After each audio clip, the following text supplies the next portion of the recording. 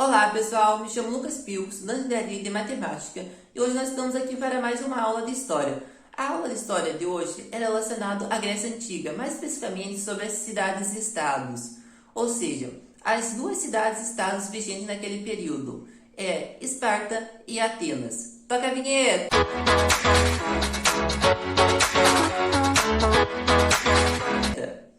Ou seja, nós temos que uma cidade-estado era uma cidade que tinha seu modelo político vigente naquele período e uma cultura meio similar. Ou seja, a Grécia era formada por várias cidades-estados independentes, cada um com seu modelo político independente, mas todos eles eram grecianos, todos tinham o mesmo modelo cultural.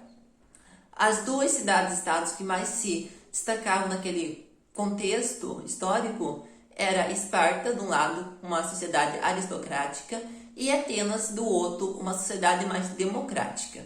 Para nós entender esse contexto e como é que elas se correlacionam, nós temos que entender quem que eram os cidadãos entre essas duas cidades. Então, quem que eram os cidadãos atenienses?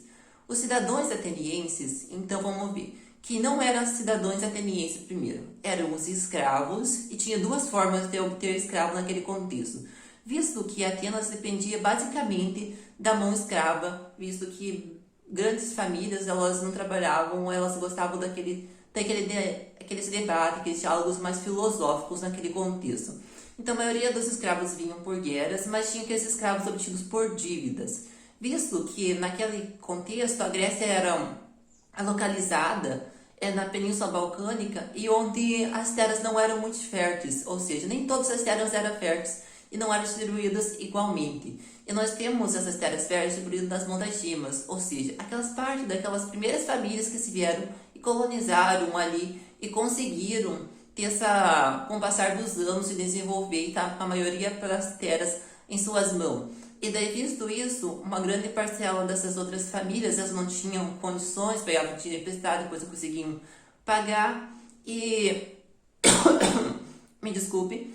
E daí elas começavam a contrair dívidas e teriam que, como não tinham como pagar, eram escravizadas. Nós tínhamos também que não eram atenienses, os comerciantes que faziam comércios ali. As mulheres naquele contexto não eram consideradas atenienses ainda. Elas eram vistas como somente um modelo reprodutório, somente com uma função de reprodutoras. Então não tinha nenhum modelo político, nada, elas não tinham nenhum papel na sociedade além de reprodutoras naquele contexto. Então quem que eram atenienses naquele contexto? Eram homens maiores de idades, nascidos das primeiras gemas, ou seja, dessas famílias mais ricas.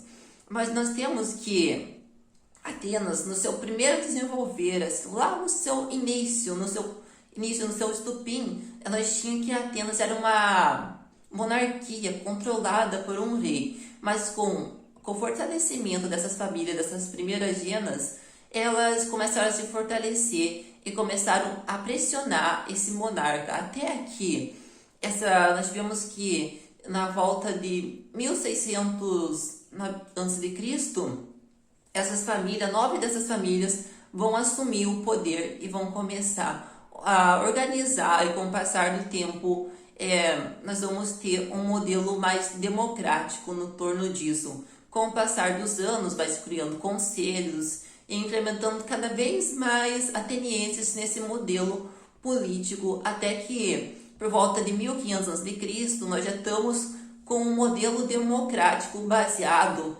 quase no que nós temos baseados no poder, a divisão dos 3 poderes de Montesquieu.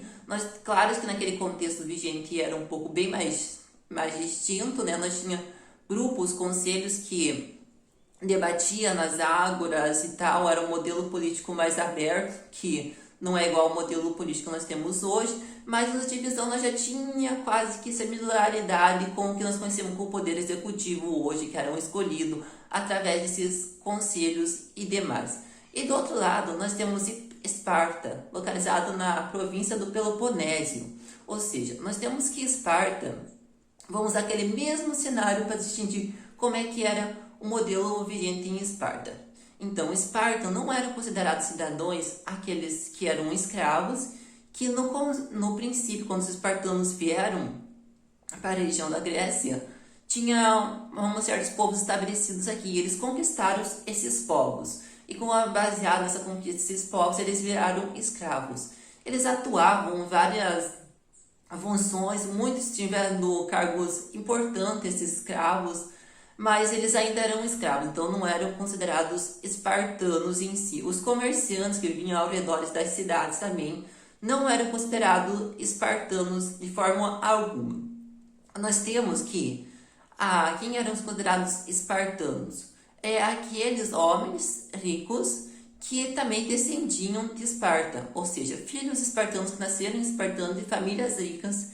E nós temos aqui, dá para diferenciar uma breve distinção, uma grande distinção nesse contexto de Atenas. Por exemplo, aqui em Esparta, as mulheres, eram consideradas espartanas. Elas comandavam até mesmo exércitos, elas tinham uma certa voz dentro de alguns grupos, alguns conselhos, não da mais alta assim, mas a voz dela já tinha uma certa grandeza, ela já tinha sua voz escutada dentro de alguns grupos e dentro de alguns conselhos espartanos. Elas até mesmo lideravam, treinavam os espartanos de um modo geral.